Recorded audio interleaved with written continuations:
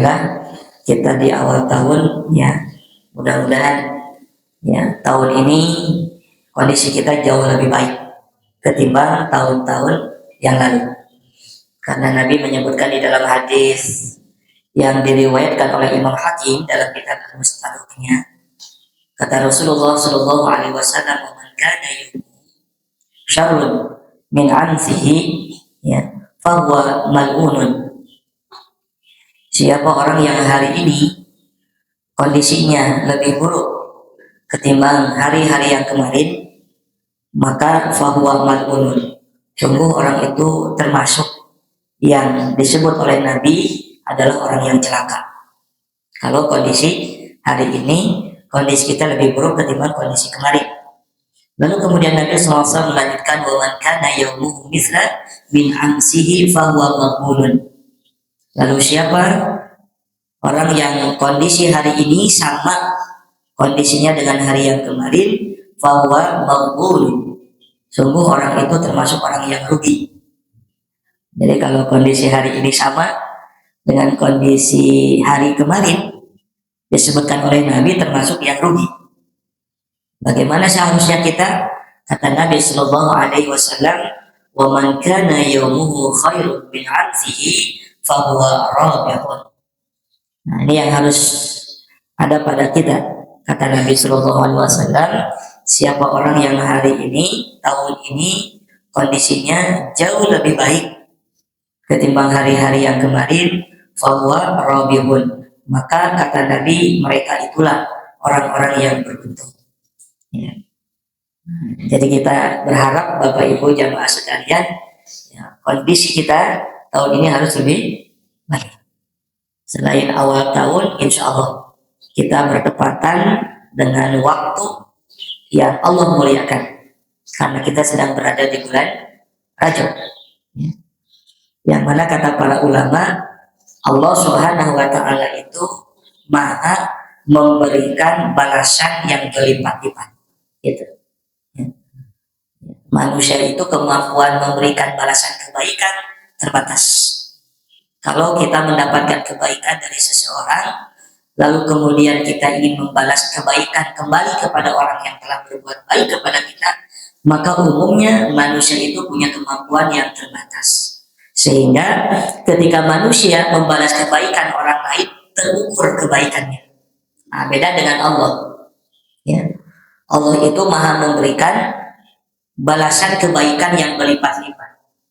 Oleh karenanya di sisi Allah nggak ada kebaikan yang sedikit, kebaikan yang kecil. Maka kata Nabi Sallallahu Alaihi Wasallam disebutkan di dalam hadis, la yahqiranna minal ma'rufi syai'. Jangan sekali-kali kalian meremehkan amalan. Jangan remehkan ibadah yang kalian lakukan. Kenapa? Karena ketika kalian sedang beramal soleh, sedang beribadah, maka ketahuilah ibadah yang kalian tuju, yaitu kepada Allah yang Maha Agung.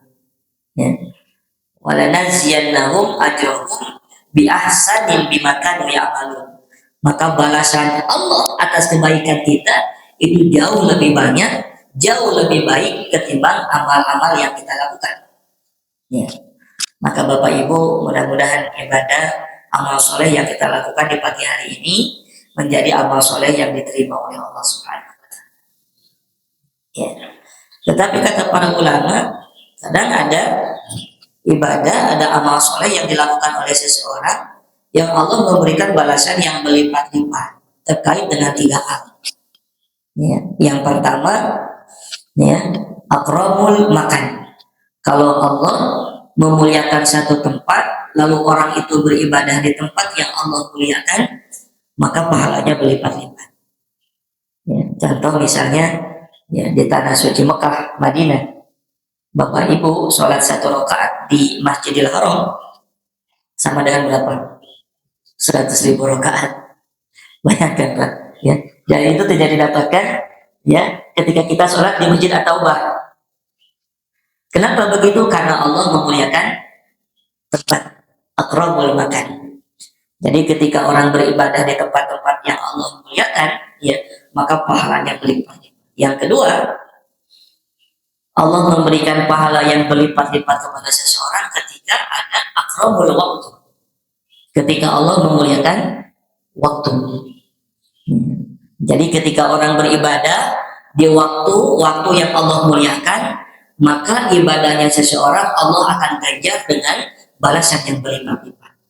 Orang beribadah di bulan Ramadan yang sunnah, maka pahalanya bisa menyamai yang wajib. Yang wajib 70 kali lipat. Bahkan ada satu kebaikan, kalau kita berbuat kebaikan di satu malam itu, kata Allah, khairun min alfi syahrin, lebih baik daripada 1000 bulan. Kenapa bisa begitu?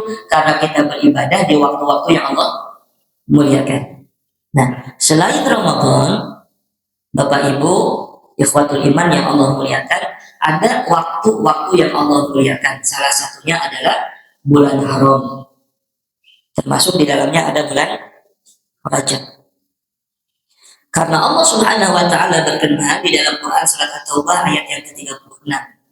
Kata Allah, "Inna iddatasy syuhuri 'indallahi 12 fi kitabillah yauma khalaqas samawati wal arda minha arba'atun hurum." Kata Allah Subhanahu wa taala, sesungguhnya jumlah bilangan dalam satu tahun itu jumlahnya ada 12 bulan, dan di antara 12 bulan Allah memilih 4 bulannya dan disebut oleh Allah sebagai bulan haram. Haram itu maknanya tidak hanya konotasi negatif. Minum khamar haram, zina haram, korupsi haram. Tetapi selain makna konotasi itu, makna haram juga adalah ada makna positif, yaitu kemuliaan. Dan itu sudah diserap dengan bahasa kita. Ya, kalau dulu kita suka hormat misalnya, itu dari kata haram. Hormat, kehormatan. Nah, itu bahasa Arab tuh.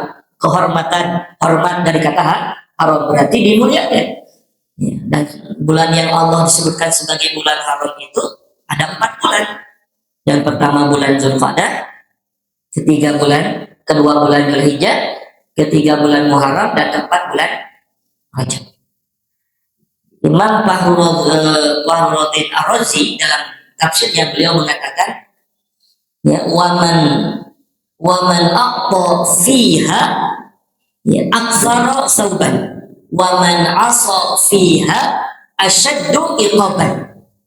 Kata beliau ketika menafsirkan ayat ini, siapa orang yang banyak melakukan ketaatan di waktu-waktu yang Allah haramkan, termasuk di bulan Rajab ini, maka wa aktsara sauban, Allah akan memberikan banyak ganjaran. Ini balasannya itu banyak Allah berikan. Sebaliknya, waman asa fiha asyaddu iqaban, dan siapa orang berbuat dosa, bermaksiat di waktu-waktu yang Allah haramkan, maka Allah akan berikan azab yang balasan yang pedih bagi mereka yang bermaksiat. Maka kata Allah disebutkan, fala tadhlimu fihinna anfusakum, jangan sekali-kali kalian banyak berbuat zalim, berbuat dosa di waktu-waktu yang Allah haramkan. Jadi kalau kita beribadah, Bapak Ibu, di waktu-waktu yang Allah haramkan, maka pahala kita akan berlipat-lipat. Dan yang ketiga, yang menjadikan sebab Allah memberikan balasan yang berlipat-lipat itu adalah, ya, akramul insan. Ketika Allah Subhanahu wa taala memuliakan manusia, pelakunya. Ya, itu beda.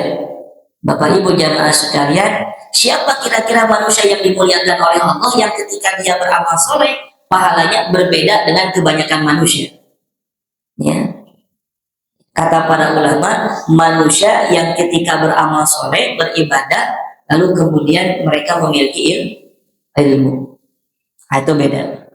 Makanya kata Allah di dalam Quran surat Al-Mujadalah ayat yang ke-11, yang menjadikan sebab manusia ditinggikan kedudukan derajatnya oleh Allah, yarfa'illahu alladzina amanu minkum walladzina utul ilma darajat. Allah akan meninggikan derajat. Siapa yang akan ditinggikan derajatnya oleh Allah? Yang beriman dan yang berilmu.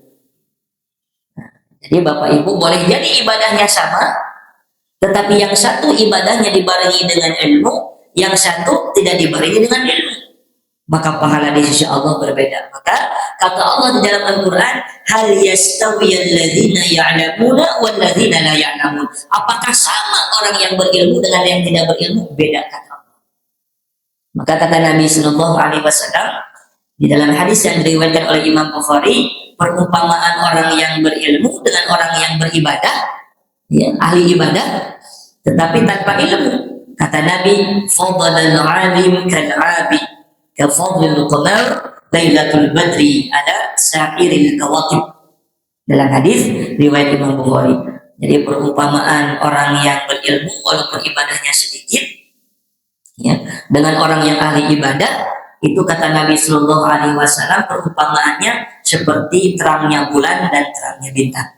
Orang yang berilmu diumpamakan seperti hanya terangnya bulan. Jadi bulan mah kumaha wae katingali malam hari, ya, kelihatan malam hari, tapi kalau bintang tidak selalu kelihatan.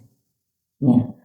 Oleh karenanya mudah-mudahan di awal tahun ini menjadi spirit bagi kita Bapak Ibu, ya, karena pernah Nabi berdoa, ya, dan mudah-mudahan doa Nabi ini bisa menjadi spirit bagi kita. Dalam hadis riwayat Imam Muslim, Nabi berdoa kepada Allah, Allahumma aslih li dini alladhi huwa ismatu amri wa aslih li dunyaya allati fiha ma'ashi wa aslih li akhirati allati fiha ma'adi waj'alil hayata ziyadatan li fi kulli khair waj'alil mauta rahatan li min kulli syarrin. Nah, sebenarnya jadi spirit bagi kita. Ini doa Nabi Shallallahu Alaihi Wasallam. Bapak Ibu jamaah sekalian, apa yang dimohonkan oleh Rasulullah? Yang pertama, ya, Allahumma aslih li dini alladhi huwa ismatu amri. Ya Allah, perbaikilah agamaku. Yang mana agama ini yang mengatur urusan hidupku. Gitu. Jadi Bapak Ibu mudah-mudahan, ya, kita lebih tamassaku fiddin, lebih berpegang teguh dengan agama ini, ya. Kenapa? Karena agama ini yang akan menyelamatkan kita, ya. Bagaimana kita berakhlak dengan agama, muamalah tidak meninggalkan agama. Kan boleh jadi ada orang yang kalau sholat pakai agama, tapi kalau bermuamalah bisnis agamanya dikesampingkan, politik agamanya dikesampingkan, ya. Tidak boleh begitu. Karena Nabi mengatakan alladzi wa ismatu amri, agama ini yang mengatur urusan kehidupan kita. Kalau kita ingin selamat, maka jangan sampai melepaskan agama ini. Semuanya harus menjadikan referensi dalam kehidupan kita. Bukan hanya referensi dalam ibadah-ibadah kita, tetapi menjadi referensi dalam aktivitas kehidupan kita. Ya, harus dibingkai oleh agama ini. Tidak menjauh, tidak melepaskan Al-Quran, tidak melepaskan sunnah Nabi Shallallahu Alaihi Wasallam dalam segala hal. Karena Nabi menjanjikan kalau seseorang ini, ya, senantiasa memegang teguh agama ini, memegang teguh Quran, memegang teguh sunnah Nabi Shallallahu Alaihi Wasallam, Nabi mengatakan di dalam hadis, taraktu fikum fi amrayni. Sesungguhnya aku tinggalkan bagi kalian di sini kita umat Rasulullah, aku tinggalkan bagi kalian ini dua perkara. Fa'idza tamassaktum bihima, jika kalian memegang dua perkara itu, lan tadhillu ba'dan abada, niscaya kalian hidup ini tidak akan pernah tersesat selama-lamanya. Ya, Bapak Ibu, kita berharap Allah selamatkan kita bukan hidup di dunia saja, tetapi Allah selamatkan kita nanti di akhirat. Ya. Maka yang diminta oleh Nabi, ya Allah perbaikilah agamaku. Ya, karena agama ini bisa menjadi wasilah dibukakannya pintu-pintu kebaikan oleh Allah, bukan hanya di dunia tapi sampai nanti di akhirat. Imam Ibnu Az-Zawzi mengatakan di dalam kitabnya, ya, idza aradallahu bi'abdihi khairan wa ja'ala fihi thalatha khisalin. Kata Imam Ibnu Az-Zawzi, jika Allah menghendaki kebaikan kepada hambanya, maka Allah akan berikan tiga perkara ini kepada hambanya. Ya, nggak apa-apa Pak Jatuh, nggak usah dibantu, kasihan, sedang insya Allah berpahala. Ya, nggak apa-apa ya. Nah, kembali lagi kepada Imam Ibnu Az-Zawzi. Kata Imam Ibnu Az-Zawzi, jika Allah Subhanahu Wa Taala menghendaki kebaikan kepada hambanya, maka Allah akan berikan tiga perkara. Jadi perlu diketahui Bapak Ibu, Allah ini Maha Memberi, ya, dan pemberian Allah diberikan kepada siapa saja. Ya, kalau bab rezeki berupa dunia, berupa harta, itu pemberian dari Allah. Tetapi Allah berikan rezeki bab harta itu Allah berikan kepada siapa saja. Makanya di dalam Al-Quran disebutkan ya Bani Adam, ya, inna hamalnahu fil barri wal bahri wa razaqnahu minat thayyibat, kata Allah, wahai Bani Adam, aku telah mengangkat kalian dari darat dan lautan, wa razaqnahu minat thayyibat, dan aku berikan rezeki kepada kalian yang baik-baik. Kalimatnya siapa yang diberikan rezeki oleh Allah? Semua manusia, anak-anak Adam, ya. Tetapi kalau Allah memberikan perkara yang mendatangkan keselamatan, yang mendatangkan kebahagiaan dunia akhirat, itu hanya Allah berikan kepada hamba-hambanya yang beriman.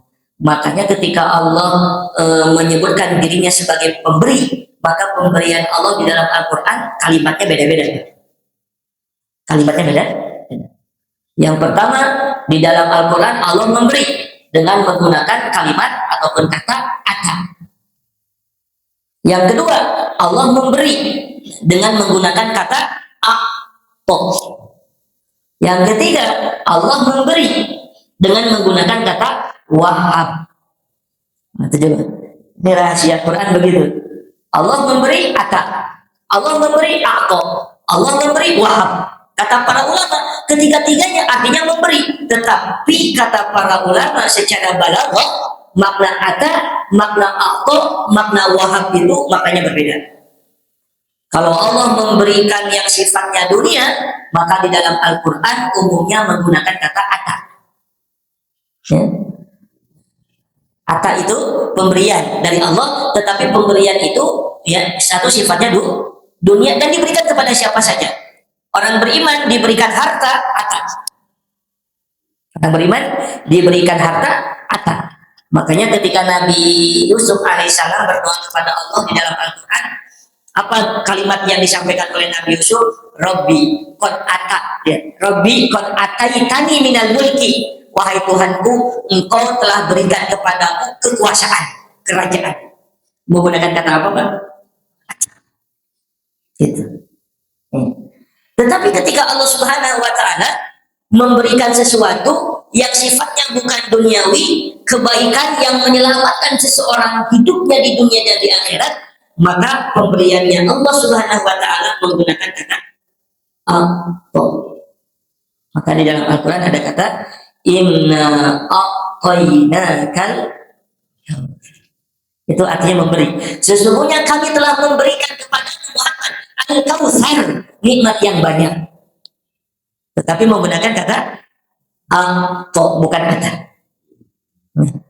Bapak Ibu jamaah sekalian, kalau kita sudah diberikan oleh Allah dengan sebutan a'to, ya kebaikan yang banyak, yang bukan hanya berdampak di dunia, tetapi kebahagiaan akhirat, maka lihat makna kautsar.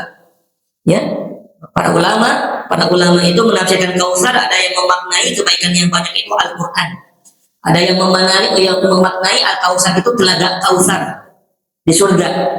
Masya Allah. Nah, mudah-mudahan kita bukan hanya diberikan oleh Allah dengan ata, tetapi Bapak Ibu insya Allah kita pun mendapatkan Nah, kata Imam Ibnu Az-Zawji, ini hanya diberikan kepada hamba-hamba yang Allah pilih. Idza aradallahu bi'abdihi khairan, jika Allah menghendaki kebaikan kepada hambanya, ja'ala fihi thalatha khisal, Allah akan berikan 3 perkara kepada hambanya itu. Ini a'tani, bukan ata. Tiga-tiganya. Apa yang pertama? Faqihan fid din.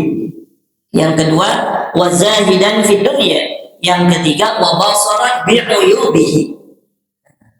Mudah-mudahan Allah limpahkan kepada kita 3 hal ini. Ya. Apa yang pertama? Faqihan fid din, yaitu Allah akan memberikan pemahaman terhadap agamanya. Makanya senada dengan tadi doa Nabi Shallallahu Alaihi Wasallam ketika berdoa kepada Allah yang diminta apa? Allahumma aslih li dini alladhi huwa ismatu amri. Ya Allah, perbaikilah agamaku. Ya. Dalam hadis Nabi Shallallahu Alaihi Wasallam, hadis yang diriwayatkan oleh Imam Muslim, man yuridillahu bihi khairan yufaqihu fiddin. Kalau Allah menghendaki kebaikan kepada seseorang, maka Allah akan berikan pemahaman terhadap agamanya. Jadi Bapak Ibu, mudah-mudahan kita istiqomah untuk hadir di majelis ilmu, karena ini adalah sarana agar kita semakin faham terhadap agama ini, dan orang yang faham terhadap agama ini, inilah tanda Allah memberikan kebaikan kepada. Bagaimana ciri orang yang faham terhadap agama? Ya, kata para ulama, yang dipahamkan terhadap agamanya bukan hanya mereka yang mengetahui halal haram, bukan hanya mereka yang mengetahui banyak tentang hukum dalam syariat, tetapi orang yang dipahamkan agamanya oleh Allah Subhanahu wa taala, paling tidak Allah sebutkan dengan 4 sebutan di dalam Al-Qur'an. Apa sebutan yang pertama? Orang yang dipahamkan agama oleh Allah Subhanahu wa taala, sebutan yang pertama di dalam Al-Qur'an disebut dengan Rabbani. Apa Bu? Rabbani. Allah menyebutkan dengan kata Rabbaniin, Rabbaniyun, Ribbiyun. Itu sebutan bagi orang yang paham terhadap agama. Dan Allah sebutkan kata Rabbani di dalam Al-Quran dengan 4 kali penyebutan di dalam Al-Quran. 4 kali Allah menyebutkan kata Rabbani di dalam Al-Quran. Contoh misalnya di dalam Al-Quran surah Al-Imran ayat yang ke-79. Siapa mereka yang disebut dengan Rabbani? Kata Allah, Kunu Rabbaniyin bima kuntum tu'allimunal kitab wa bima kuntum tadrusun. Kata Allah Subhanahu wa taala, yang disebut Rabbani itu adalah tu'allimunal kitab wa bima kuntum tadrusun. Mereka yang senantiasa mempelajari Al-Qur'an, mengkaji Al-Qur'an, syukur-syukur bisa mengajarkan. Jadi kewajiban kita dengan Al-Qur'an itu ya bukan hanya sekedar membacanya saja, tetapi tu'allimunal kitab, kita mempelajari Al-Qur'an.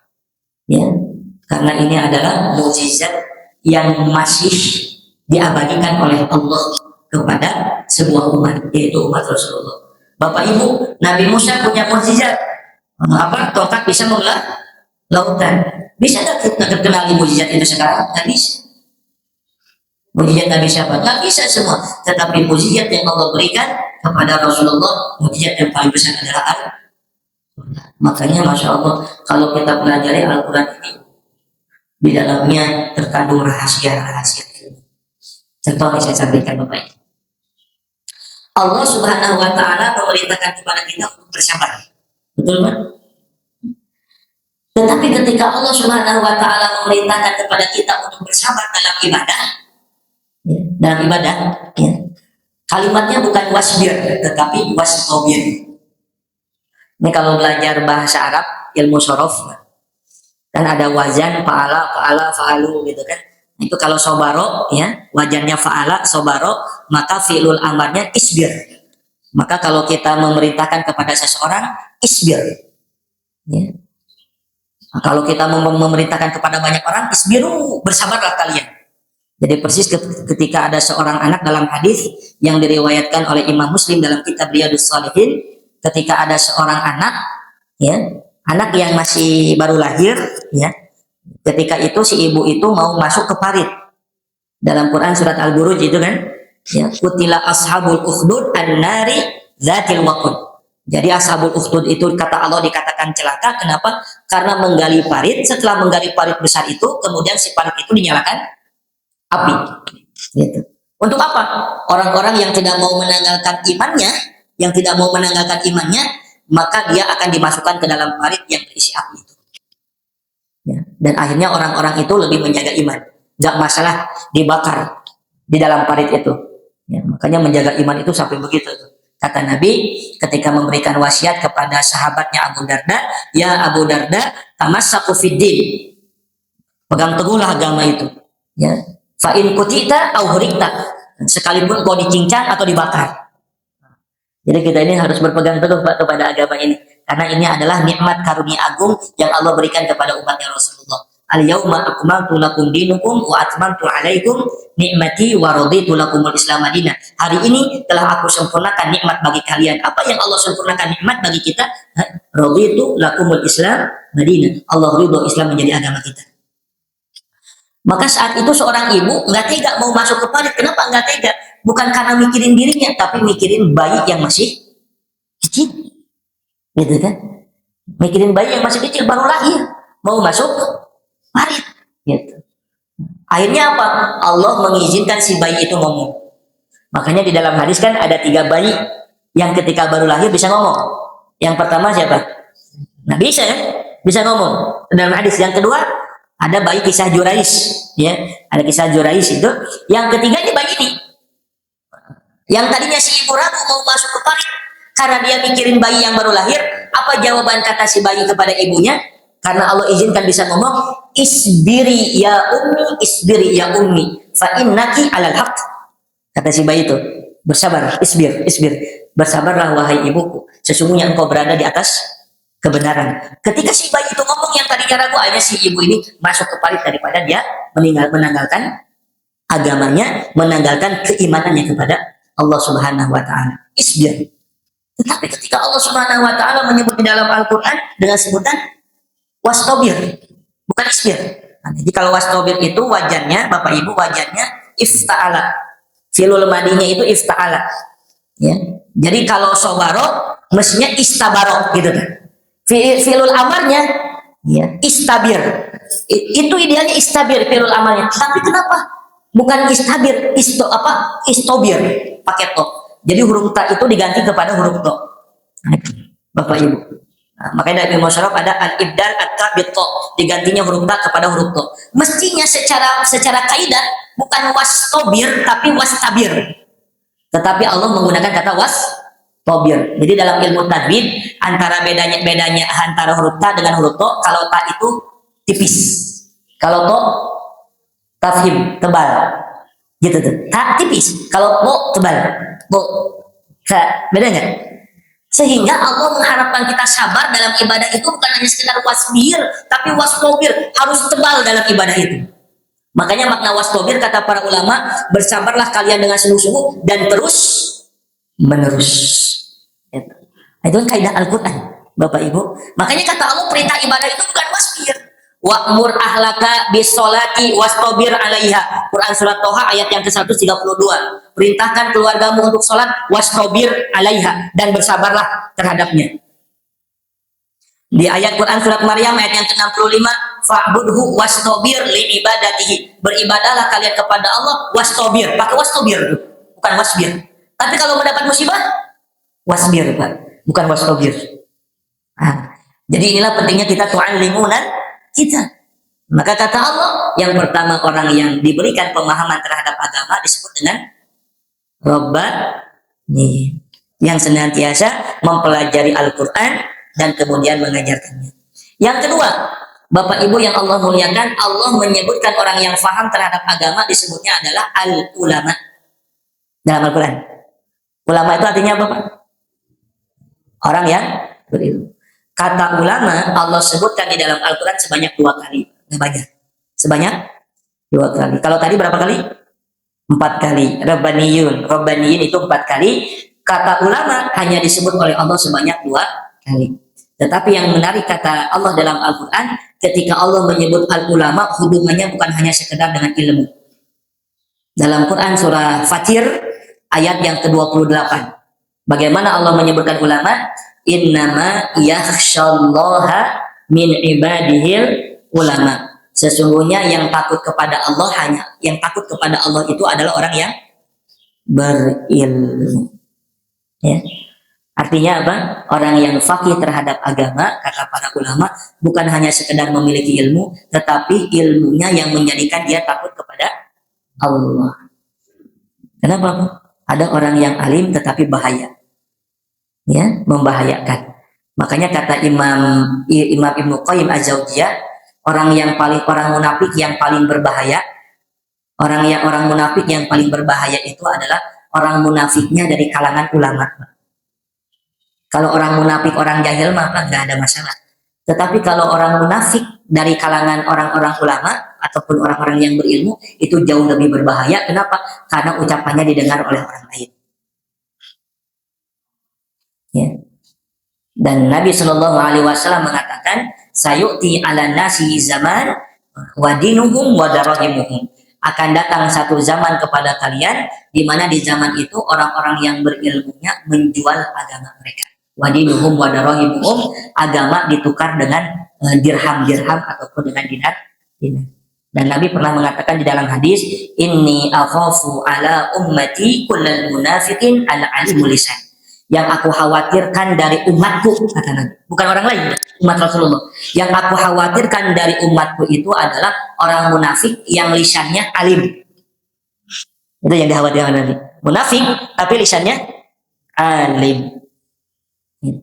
Maka Bapak Ibu jamaah sekalian, ketika Allah mengatakan al-ulama, Allah sebutkan di dalam Al-Quran bukan hanya berkaitan dengan ilmu, tetapi bagaimana ilmunya itu mendorong diri kita menjadi rasa takut kepada Allah Subhanahu wa Ta'ala. Nabi pernah menggambarkan orang-orang yang berilmu, bahkan ahli ibadah, dengan Qurannya hebat, siang malam interaksinya dengan Al-Quran. Dalam salah satu hadis ketika Nabi menjelaskan tentang kaum Khawarij, bagaimana Nabi menjelaskan orang-orang Khawarij, wa inna minhum yaqra'ul Quran la yuzawiju taraqiyah. Mereka itu, kata Nabi SAW, ahlul Quran, siang malamnya baca Quran, tetapi sayang, ya, la yuzawiju taraqiyah, bacaan Qurannya tidak sampai melewati kerongkongan. Kita mendengar hadis itu, ya. Siapa mereka? Kaum Khawarij. Ya. Makanya pada masa itu ada sahabat Nabi Shallallahu Alaihi Wasallam, yaitu Ali bin Abi Thalib radhiyallahu an, mantunya Rasulullah, dibunuh. Siapa yang membunuh Ali bin Abi Thalib? Bukan orang Yahudi, bukan orang Majusi, tetapi yang membunuh Ali bin Abi Thalib mereka yang dekat dengan Quran, yaitu kaum Khawarij. Yang ngebunuh Ali bin Abi Thalib itu mereka yang suka baca Quran, mereka yang suka belajar Quran, tapi ngebunuh sahabat yang dicintai oleh Nabi, mantu yang dicintai oleh Nabi, yang Nabi menjuluki Ali bin Abi Thalib itu adalah pemimpinnya para pemuda di surga. Coba makanya kita berlindung dari pemahaman-pemahaman yang seperti itu. Ya, maka Allah sebutkan orang yang faqih terhadap agama, ya, bukan hanya mereka yang berilmu saja, tetapi ilmunya menghantarkan orang itu memiliki rasa takut kepada Allah. Itu yang kedua. Ya, yang ketiga, Bapak Ibu yang Allah muliakan, Allah sebutkan orang yang faqih. Nah, faqih dalam agama di dalam Al-Quran itu Allah menyebutkannya dengan ahla zikri. Ahla zikri, ahli zikir. Jadi Bapak Ibu, ahli zikir di sini bukan yang suka zikir, ya, tukang zikir, tukang wiridan, ya, tetapi ahli zikri di sini adalah orang yang paham terhadap agama. Dan Allah sebutkan ahli zikri di dalam Al-Quran sebanyak 2 kali, sama dengan al-ulama. Ya, contoh misalnya dalam Quran surat An-Nahl ayat yang ke-43. An-Nahl ayat yang ke-43. Kata Allah Subhanahu wa Ta'ala, fas'alu ahla dzikri in kuntum la ta'lamun. Bertanyalah kalian kepada ahla dzikri jika kalian tidak tahu. Apa konteksnya di sini? Ahla dzikri orang yang paham. Gitu, ya. Jadi bukan bertanya kepada tukang zikir. Fas'alu ahla dzikri, bertanyalah kalian kepada ahla dzikri, orang yang paham terhadap agama, in kuntum la ta'lamun, jika kalian tidak tahu. Dan Allah sebutkan sebagai ahla dzikri. Artinya apa? Kata para ulama, ketika orang yang faqih terhadap agama, ilmu yang ada pada dirinya menghantarkan dirinya kita, menghantarkan kita itu menjadi orang-orang yang banyak mengingat Allah. Alladzina yadhkurunallaha qiyaman wa qu'udan. Mereka itu ingat Allah dalam keadaan berdiri, dalam keadaan duduk, hatta dalam keadaan berbaring sekalipun. Maka disebut oleh Allah ahla dzikri. Nah, yang menarik Bapak Ibu yang Allah muliakan, ya, dari sekian penyebutan orang yang faqih terhadap agama, maka yang paling banyak disebut oleh Allah yang keempat. Kalau tadi Robbaniyin 4 kali, ahla dzikri 2 kali, apalagi tadi? Al-ulama 2 kali, yang keempat penyebutannya lebih banyak. Apa yang keempat Allah sebutkan di dalam Al-Quran? Orang yang faqih terhadap agama disebutnya ulul albab. Ulul albab. Berapa kali Allah sebutkan di dalam Al-Quran? 16 kali. Lebih banyak. Itu dalam ilmu balaghah, penyebutan yang lebih banyak itu menentukan keutamaan. Jadi dalam Al-Quran itu ada kata-kata yang diulang. Maka kalau ada kata-kata yang diulang, Pak, bukan hanya sekedar dibaca, pahami dengan baik. Kenapa? Karena ada kalimat ayat yang diulang-ulang oleh Allah di dalam Al-Quran itu menunjukkan keutamaannya. ada maksud dan tujuan. Yang lumrah lah di dalam ayat surat Ar-Rahman ada kalimat fabi ayyi ala rabbikuma tukadziban. Nikmat apalagi yang akan kalian dustakan? Apakah hanya kalimat itu saja yang Allah saudara? Enggak, tidak, ini ada pemaknaan yang lebih dalam daripada itu. Atau lihat di ayat yang lainnya yang kita sering baca. Fa inna ma'al kan sama itu kalimatnya. Ya. Kalau bahasa kita mubazir itu tuh. Tapi dalam Al-Qur'an enggak ada yang mubazir, Pak. Fa inna ma'al usri yusra, inna ma'al, dua kalimat diulang oleh Allah Subhanahu wa taala. Nanti satu waktu kita akan bahas ini makna ini ya. Karena di dalamnya ada kandungan, ada hikmah yang sangat dalam. Gitu. Nah, begitupun dalam ilmu balaghah ketika Allah menyebutkan rentetan kalimat yang diulang-ulang, ya, itu menunjukkan keutamaan. Begitu juga dalam hadis. Ketika ada seseorang sahabat bertanya kepada Rasulullah, "Ya Rasulullah, siapa orang tua yang paling dulu ya aku berbuat baik kepada mereka?" Nabi mengatakan apa? Ibumu. Yang kedua, yang ketiga, yang keempat baru. Apakah hanya kalimat itu saja diulang-ulang? Enggak. Dalamnya ada maksud. Begitu juga Al-Qur'an. Maka kata ulul albab, Bapak Ibu yang Allah muliakan, Allah ulang sebanyak 16 ulama 2 kali. Ya. Tapi untuk ulul albab Allah ulang sebanyak 6.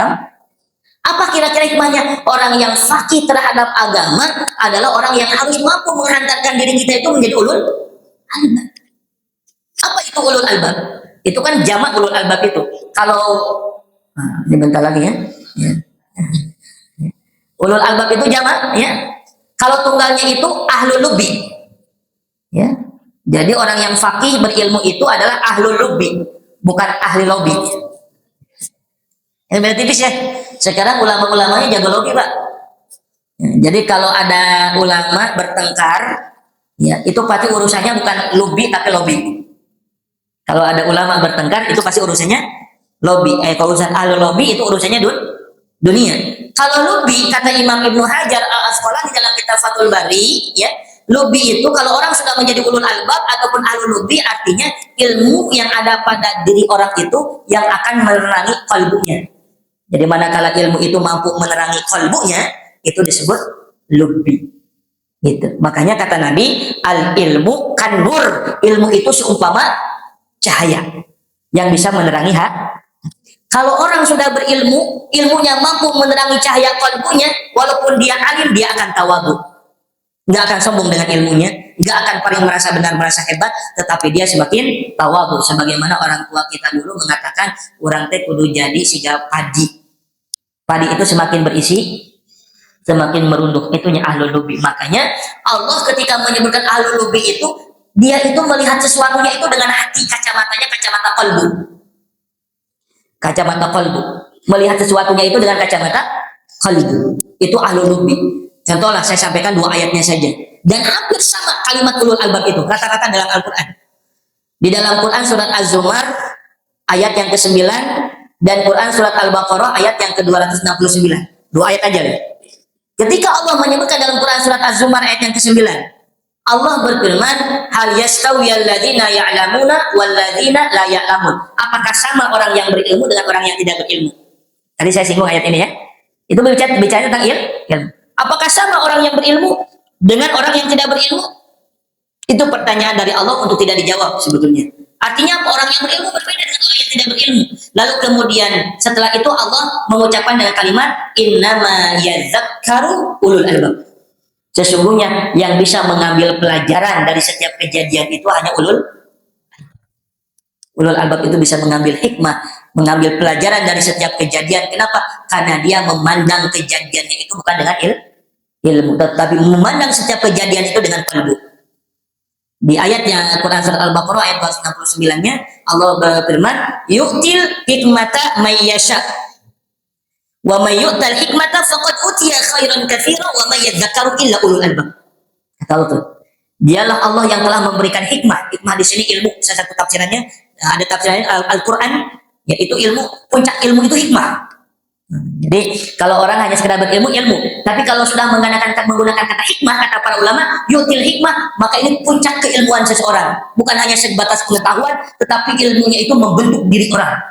Yu'til hikmata may yasha. Dialah Allah yang telah memberikan hikmah kepada hambanya yang dikehendaki. Wa may yu'tal hikmata faqad utiya khairan katsira. Dan siapa yang diberikan hikmah oleh Allah, sungguh dia telah mendapatkan kebaikan yang sangat banyak.